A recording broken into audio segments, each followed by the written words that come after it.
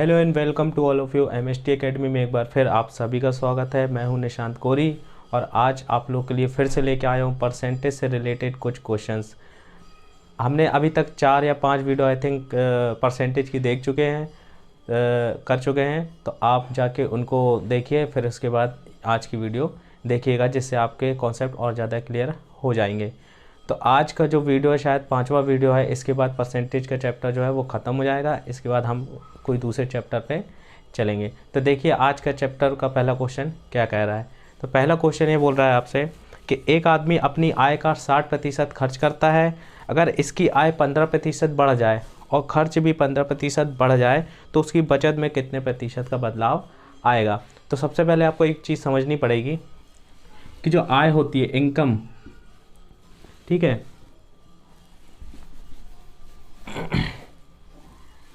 जो इनकम होती है आय, उसमें से अगर मैं इन्वेस्ट कर देता हूँ, खर्च कर देता हूँ, तो मेरे पास क्या होती है, सेविंग आ जाती है। ठीक है, अगर मैं इनकम में से, अपनी आय में से कुछ खर्च कर देता हूँ तो क्या बचता है, मेरे पास सेविंग बचती है। ठीक है, तो मान लेता हूँ मैं उसकी आय कितनी थी, 100 थी, 100 रुपये आय थी उसकी। ठीक है, उसने 60% खर्च कर दिया। 60% खर्च किया तो कितना खर्च हो गया, 60 रुपीज़ खर्च हो गया। तो बचा कितना उसके पास, 40 बचा। ठीक है, इसके बाद उसने बोला है कि यदि आय को 15% बढ़ा दें और खर्च को भी 15% बढ़ा दें। आय को 15% बढ़ाओगे तो हो जाएगा 115। 100 का 15% बढ़ाओगे, 100 का 115 डिवाइड बाय 100 हो जाएगा। तो 100 से 100 कट जाएगा, कितना आएगा, 115 जाएगा आपका। ठीक है, बोला आय को 15% बढ़ा दिया जाए और जो खर्च है ना, ये खर्च है, ये आय है और ये बचत है। ठीक है, तो आय को हमने 15% बढ़ा दिया और खर्च को भी 15% बढ़ा देंगे। तो 60 का 15% बढ़ाएंगे तो कितना हो जाएगा, ये मतलब ये हो जाएगा 69 हो जाएगा ये, है ना। अब आय में से खर्च को अगर मैं माइनस करता हूँ तो यहाँ पे क्या आ जाएगी, बचत आ जाएगी। तो इसमें से इसको माइनस करिए, हो जाएगा 6 और ये हो जाएगा 4। ठीक है, तो अब देखिए पहले सेविंग कितना करता था वो 40 रुपये, अब कितना करता है, 46 रुपये। ठीक है, तो कितना डिफरेंस आया, 6 रुपये का डिफरेंस आया। 6 रुपये ज़्यादा सेव करता है वो। इसी 6 रुपये को आपको प्रतिशत में चेंज करना है। तो 6 रुपये जो आय है किसके कारण बढ़ी है, 40 के कारण बढ़ी है। 40 यहाँ रखिए, इंटू में 100 कर दीजिए, 0 से 0 कट गया, 2 दूनी 4, 2 तिया 6, 2 एकम 2, 2 पंजे 10। तो आपका आंसर कितना आ गया, 15%। नेक्स्ट क्वेश्चन भी ऐसा ही है। बोला एक आदमी अपनी आय का 75% खर्च करता है। अगर उसकी आय 20% बढ़ा दी जाए और खर्च 10% बढ़ा दिया जाता है तो आपको बताना है कि बचत पर क्या फ़र्क पड़ेगा, क्या प्रभाव होगा उसकी। ठीक है, तो देखिए आय, यहाँ पे खर्च, तो क्या होगी, यहाँ पे बचत हो जाएगी आपकी, है ना। आय में से खर्च को माइनस कर दोगे, इनकम में इन्वेस्टमेंट कर दोगे कुछ, तो क्या हो जाएगी, सेविंग हो जाएगी आपकी।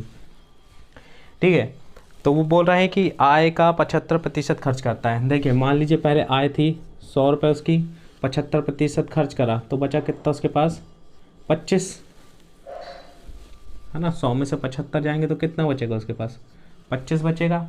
इसके बाद उसने बोला है कि आय का 20% बढ़ा दिया जाए। ठीक है, आय का 20% बढ़ा देंगे तो कितना हो जाएगा, ये 120 हो जाएगा। और बोल रहा है खर्च में 10% बढ़ा दिया जाए। खर्च में 10% बढ़ाओगे तो ये हो जाएगा 82.5 हो जाएगा। 75 का आप 10% निकालोगे, यहाँ पे 75 का 110% निकालोगे तो कितना आएगा, इतना ही आएगा समथिंग। ठीक है, फिर इसके बाद हमारे पास कितना बच रहा है, देखिए 120 में से इसको माइनस करिए, कितना आएगा, 5, 37.5 ये आपकी बचत हो गई। पहले वो कितना बचाता था, 25 रुपये, अब कितना बचा रहा है, 37.5 रुपये बचा रहा है। तो कितने का डिफरेंस हो गया, ये हो गया 12.5 का डिफरेंस हो गया। ये देखिए 12.5 इसका डिफरेंस आया, किसके कारण आया, 25 के कारण आया। 25 नीचे रख दीजिए, इंटू 100, तो ये 0 यहाँ पे आ जाएगा। 25 से कम 25, ये 0 लग गया। 25 पंजे 125, 0 से 0 कट गया, 5 धाम 50, तो आपका आंसर कितना आ गया 50%। नेक्स्ट क्वेश्चन है कि 60 विद्यार्थियों की एक क्लास में 30% छात्र केवल इंग्लिश बोलते हैं। ठीक है, 60 विद्यार्थी, टोटल छात्र कितने हैं, 60 हैं टोटल, है ना। इसमें 30% क्या है, इंग्लिश बोलते हैं, 30% केवल इंग्लिश बोलते हैं। तो 60 का 30% निकाल लीजिए, अब कितना आएगा, 0 से 0 कट जाएगा, 6 तिया 18, है ना। तो जो 18 है इंग्लिश कितने बोलते हैं, 18 लोग। ठीक है, इसके बाद बोला है 20% केवल हिंदी बोलते हैं। तो 60 का 20% कितना हो जाएगा, 0 0 कट जाएगा, 6 दूनी 12, ये क्या बोलते हैं, हिंदी बोलते हैं 12 लोग। ठीक है, इसके बाद उसने बोला है बाकी छात्र दोनों भाषाएं बोलते हैं।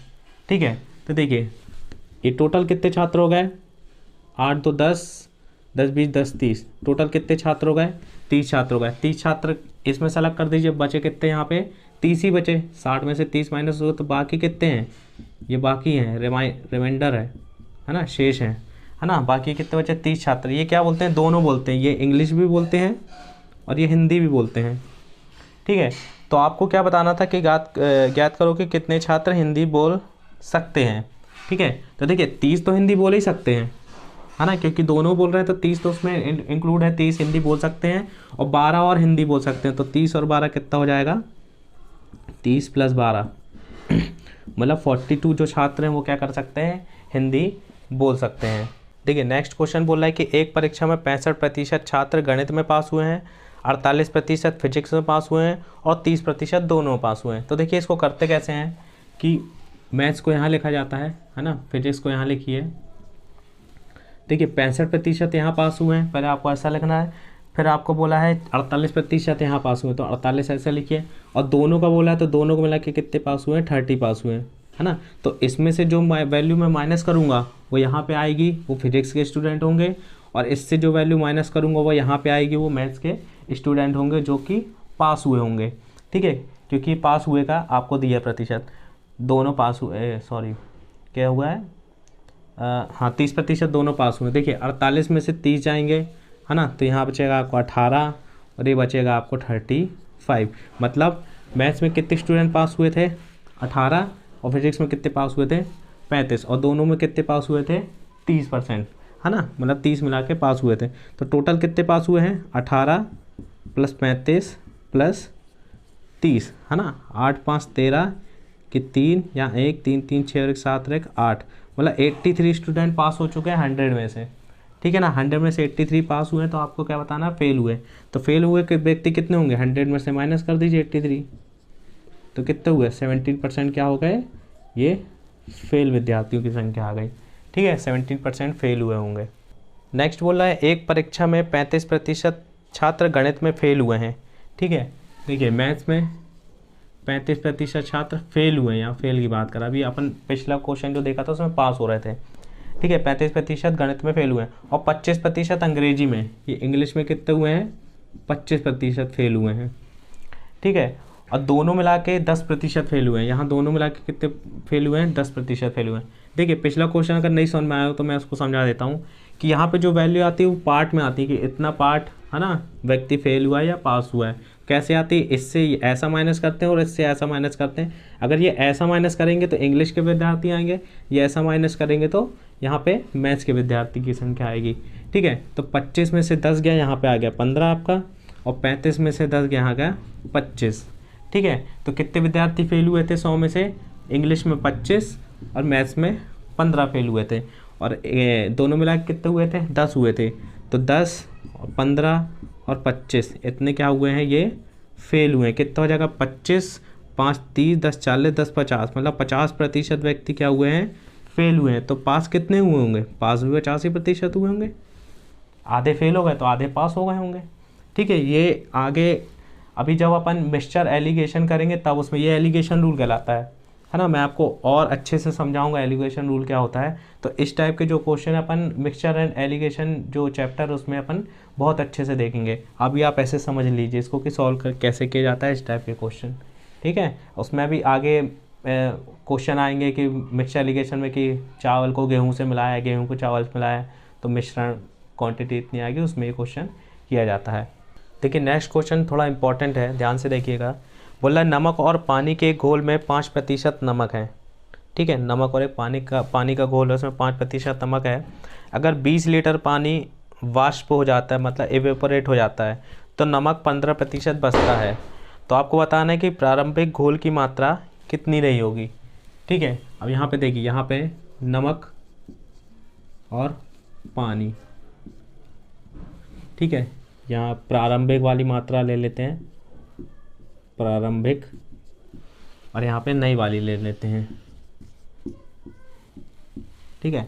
अब देखिए नमक और पानी के घोल में 5% नमक है। 5% का मतलब क्या हुआ, 5/100, 5 का 5, 5 दूनी 10, ठीक है ना।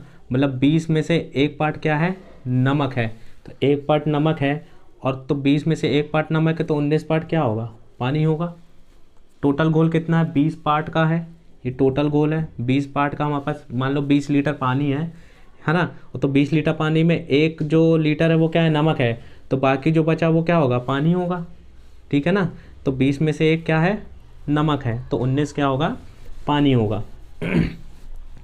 अब ऐसे ही बोल रहा है कि 20 लीटर पानी उड़ गया है, तो बोल रहा है कि नमक 15% बचता है। 15% का मतलब 15/100, है ना। 5 दिए 15, 5 दूनी 10, मतलब 20 में से 3 उड़ गया है, 20 में से 3 क्या है, नमक है। क्या बचता है, 15% नमक बचता है ना। तो 20 पार्ट में से 3 पार्ट नमक बचा यहाँ पे, है ना। तो पानी कितना बचा, पानी 17 बचा, ठीक है ना।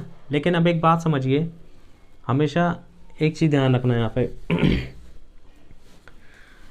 देखिए पानी तो बन के उड़ गया है, वो तो सिंपल सी बात है भाई। आप पानी को धूप में रखे हैं, जैसे भी पानी इवेपोरेट हो गया, वो उड़ गया है। लेकिन नमक थोड़ी उड़ता है। यहाँ पहले नमक कितना था, मान लो 1 किलो था, तो यहाँ पे 3 किलो हो गया, है ना। ऐसा तो नहीं हो सकता कि पानी उड़ गया तो नमक 3 किलो, नमक उतना ही रहेगा। तो हमको यहाँ पे क्या करना पड़ता है, क्वांटिटी सेम करनी पड़ती है नमक की, है ना। जो चीज़ जहाँ की वहाँ है उसको हम सेम करते हैं। क्योंकि पानी देखो 19 था, उड़ गया 20 लीटर, 17 बचा। ये इक्वेशन बिल्कुल ठीक है कि पहले 19 लीटर था, कुछ उड़ गया 2 लीटर, तो 17 लीटर बचा। इतना अपन को समझ में आ रहा है। तो हमको इसको सेम करना है। इसको सेम करने के लिए क्या करूँगा, अगर मैं यहाँ पे 3 का इंटू करता हूँ, तो यहाँ पे 3 का इंटू यहाँ भी करना पड़ेगा, है ना। तो नई इक्वेशन कैसी बन जाएगी, 3 और 9 3 3 9 27 की 7, और ये 5 हो जाएगा, और 3 और ये 17 हो जाएगा, ठीक है ना। ये सॉल्ट है और ये वाटर है, ठीक है। अब नई हमको क्वांटिटी पता चल गई। देखो नमक पहले भी 3 था, अभी भी 3 है, लेकिन पानी पहले 57 था, अब कितना हो गया, 17 हो गया। बिल्कुल सही बात है, ठीक है ना। तो ये देखिए ये कम कितना हो गया, ये 40 पार्ट कम हो गया। 40 पार्ट कम हुआ, उसकी आपको वैल्यू देखो दी है उसमें। आपको बोला है कि 20 लीटर पानी उड़ गया है, तो 40 पार्ट की कीमत कितनी दी, 20 लीटर। तो एक पार्ट की कीमत निकाल सकता हूँ, तो 1/2 हो जाएगी, है ना।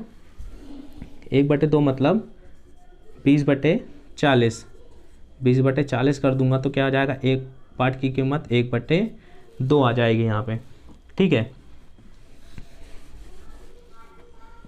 ये 40 था, 40 पार्ट की कीमत 20 लीटर दी थी, तो एक पार्ट की कीमत कितनी हो गई, 1/2 हो गई।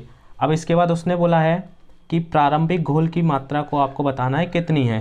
देखिए प्रारंभिक घोल की मात्रा कितनी थी, ये थी नमक और पानी मिला के कितना था, 60, है ना। 60 लीटर था, मान लीजिए 3 पार्ट, और इतना पार्ट कितना था, 60 पार्ट था। और उसमें हमको क्या करना है, 2 से डिवाइड कर देना है, तो क्या आ जाएगा आपका प्रारंभिक मात्रा आ जाएगी। क्योंकि एक पार्ट की कीमत इतनी, तो 60 की कितनी होगी, 60 पार्ट कितना होगा, 30 लीटर होगा, है ना। आई थिंक आपको समझ में आया होगा। बहुत अच्छा क्वेश्चन है ये, अधिकतर आपको एग्ज़ाम में देखने को ही मिलेगा। इसके तरह एक और नेक्स्ट कर लेते हैं, आपको और अच्छे से समझ में आ जाएगी चीज़ें। ठीक है, नेक्स्ट क्वेश्चन बोल रहा है कि 12 लीटर एसिड और पानी के मिश्रण में 30% एसिड है, ठीक है ना। ये एसिड और वाटर, ठीक है। तो 30% क्या है, एसिड है। 30% को मैं ऐसे लिख सकता हूँ, 0 0 कैंसिल, मतलब 3/10, है ना। मतलब 10 में से 3 पार्ट क्या है, एसिड है। तो 3 पार्ट अगर एसिड है तो 7 पार्ट क्या होगा, वाटर होगा, है ना। 10 में से 3 पार्ट एसिड दिया है तो 7 पार्ट वाटर होगा। इसके बाद उसने बोला है कि एसिड को 40% करने के लिए कितना प्रतिशत पानी हमको, कितने लीटर पानी हमको निकालना पड़ेगा। तो 40% एसिड करना है, 40% का मतलब होता है 40/100, 0 0 हो गया, 2 दूनी 4, 2 पंजे 10, मतलब 5 में से 2 क्या है, एसिड है। यहाँ पे आप बोला नए वाले में 2 करना है हमको एसिड, 5 में से 2, तो 5 में तो 2 एसिड हो जाएगा, तो बचेगा कितना, 3 पानी बचेगा, है ना। 5 में से 2 एसिड अपन को दिया है। अब देखिए यहाँ पे एक चीज़ समझिए कि उसने बोला है कि कितने लीटर पानी निकालना पड़ेगा। तो देखिए यहाँ से समझ में आ रहा है, पहले 7 पार्ट पानी था, अब 3 पार्ट बचा, मतलब उसने कुछ लीटर पानी निकाला है। वही हमको बताना है कि वो कितने लीटर पानी था। लेकिन यहाँ पे एक चीज़ है कि यहाँ पे एसिड को नहीं निकाला, तो एसिड यहाँ कम कैसे हो सकता है, पहले 3 था अब 2 कैसे हो सकता है।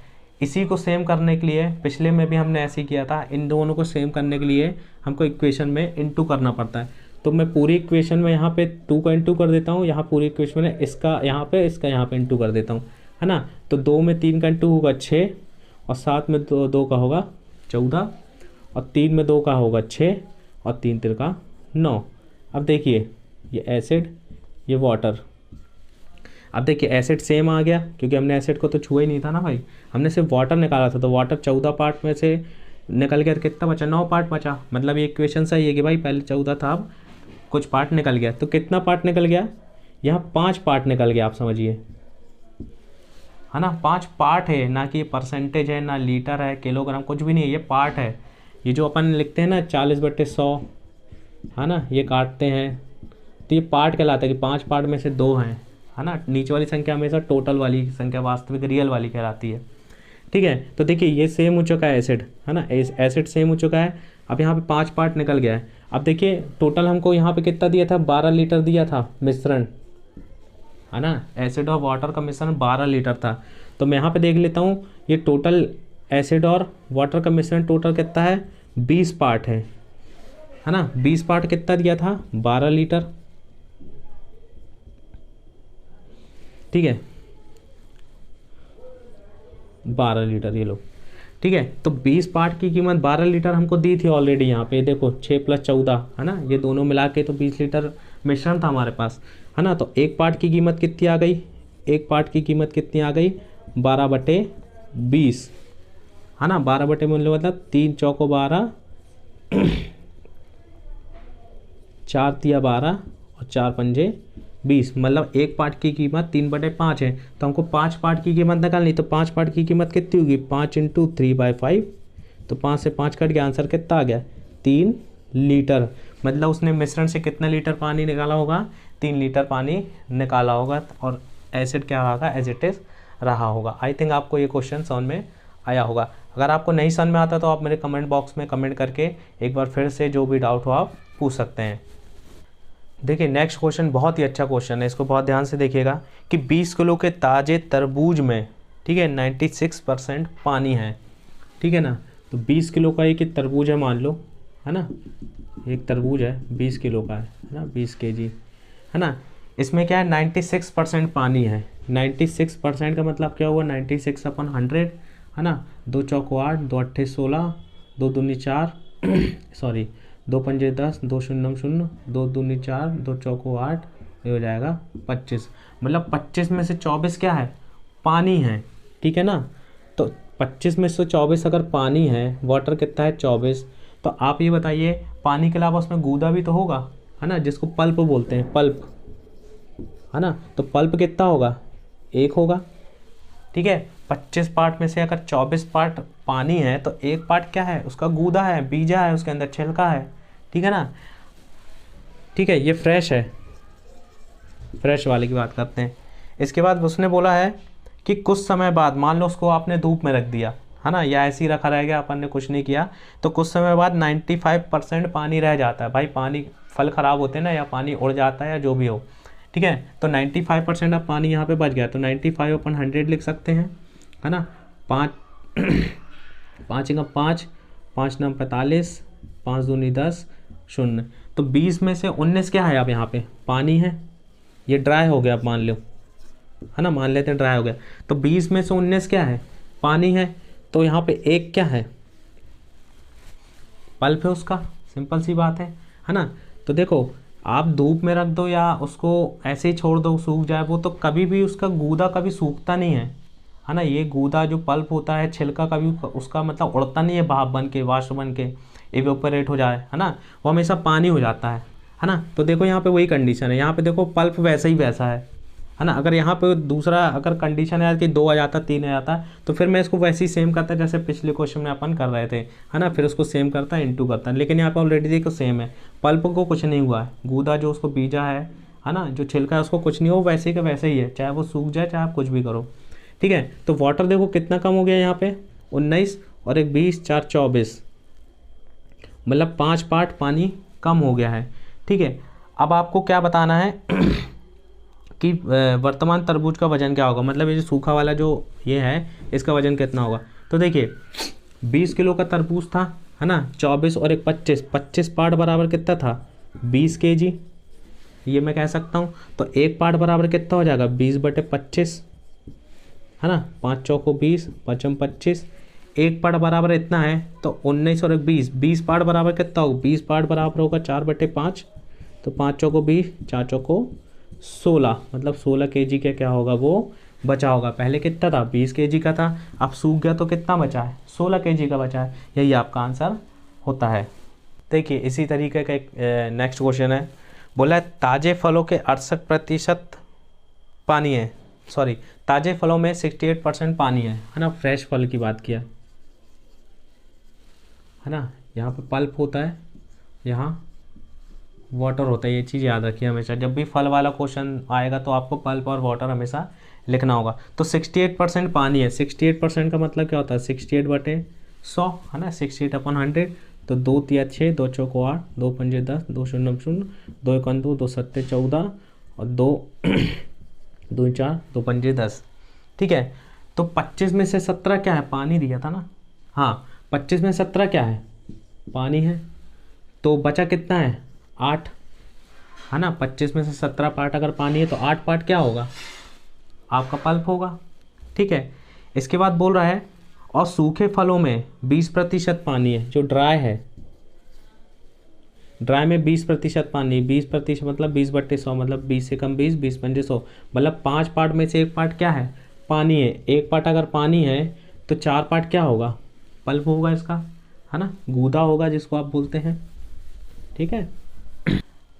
अब देखिए यहाँ पे क्या हुआ है, यहाँ पे वाटर देखिए कम हो गया, लेकिन पल्प देखिए यहाँ पे भी कम हो गया है। लेकिन पल्प यहाँ कम नहीं होना चाहिए, क्योंकि पल्प वैसे ही रहता है, गूदा जो होता है उसका वैसे ही रहता है, मैंने बताया था हमेशा पानी ही बन के, भाप बन के उड़ेगा। तो देखिए यहाँ पे मैं इसको सेम करता हूँ, है ना। अगर मैं यहाँ पे इसको 8 बनाना है तो मैं क्या करूँगा, यहाँ पे 2 × 2 कर दूंगा पूरी इक्वेशन में।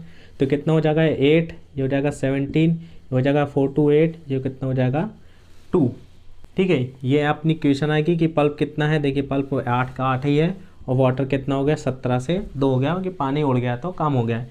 अब देखिए उसने ये बोला था कि ये जो फल था वो कितने किलो का था, 75 किलो के फल से, ताज़े फल से सूखे कितने फल बनाए जा सकते हैं, है ना। ये 75 किलो का फल था, उसने बता दिया, है ना। तो 75 किलो का फल था, मतलब 8 और 17, ठीक है। 8 + 17 बराबर कितना हो गया, 75 kg, ये हम कह सकते हैं, है ना। तो 17 3 20, 5 25, 25 पार्ट बराबर कितना दिया है, 75। तो एक पार्ट बराबर कितना हो गया, 3, 25 दिया 75, एक पार्ट की कीमत कितनी दी है, 3। तो आपको क्या बताना था, 75 किलो के फलों में से कितने ताज़े फल बनाए जा सकते हैं, है ना, कितने सूखे फल बनाए जा सकते हैं। ये ड्राई फल थे, कितने ड्राई फल थे, 10, है ना। तो 10 × 3, है ना,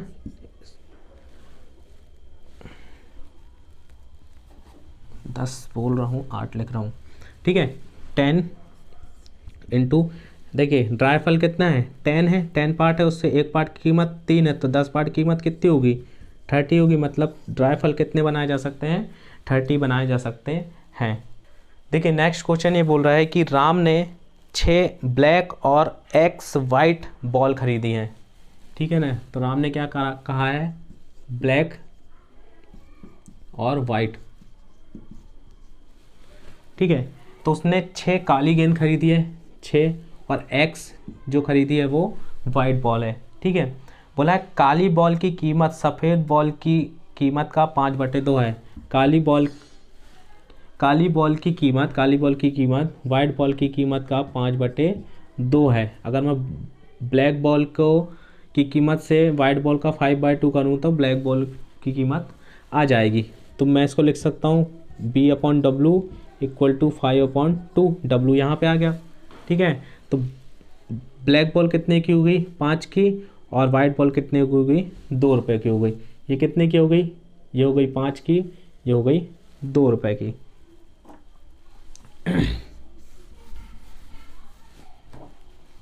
ठीक है, ये रुपए हैं।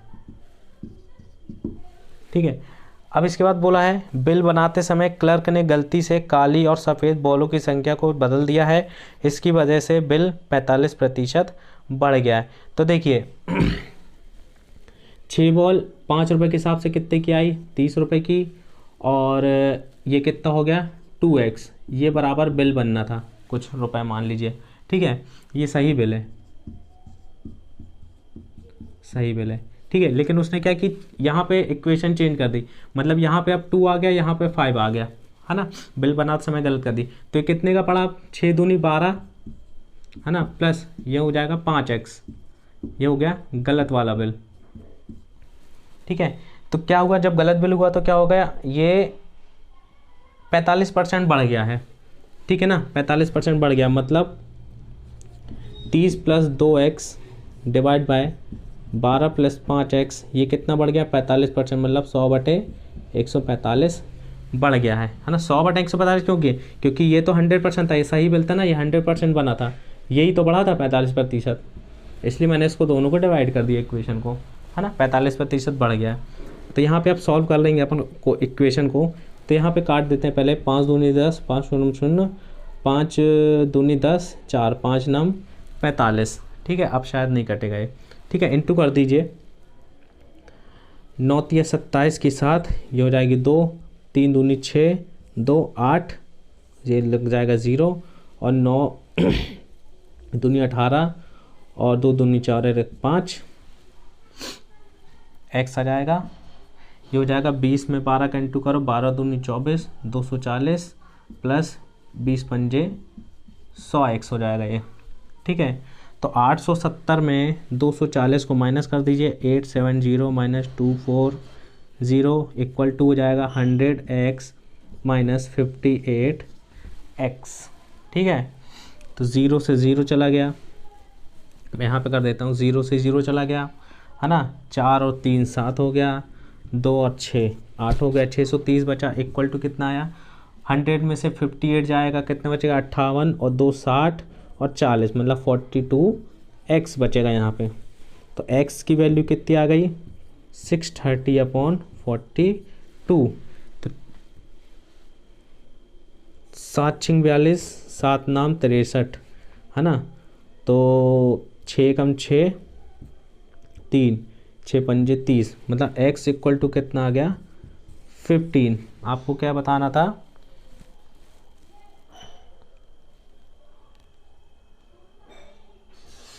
x की कीमत आपको बतानी थी, तो x की कीमत कितनी आएगी 15। ठीक है, ये आपका था क्वेश्चन। आज से परसेंटेज का चैप्टर ख़त्म होता है, कल हम एक नया चैप्टर को लेके आएंगे आप सभी के सामने, और देखेंगे उसको कैसे सॉल्व किया जाता है। तो देखिए, मैथ्स को सॉल्व करने का सबसे अच्छा तरीका मैं आपको बताऊं तो वो है मेहनत, है ना।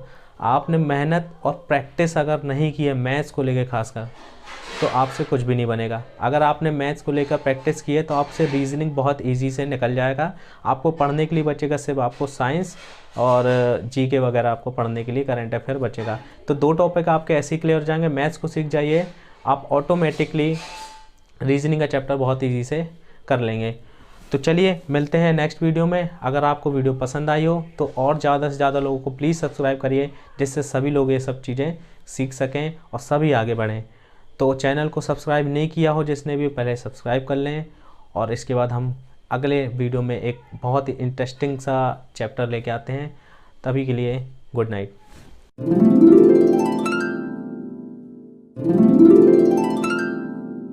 है।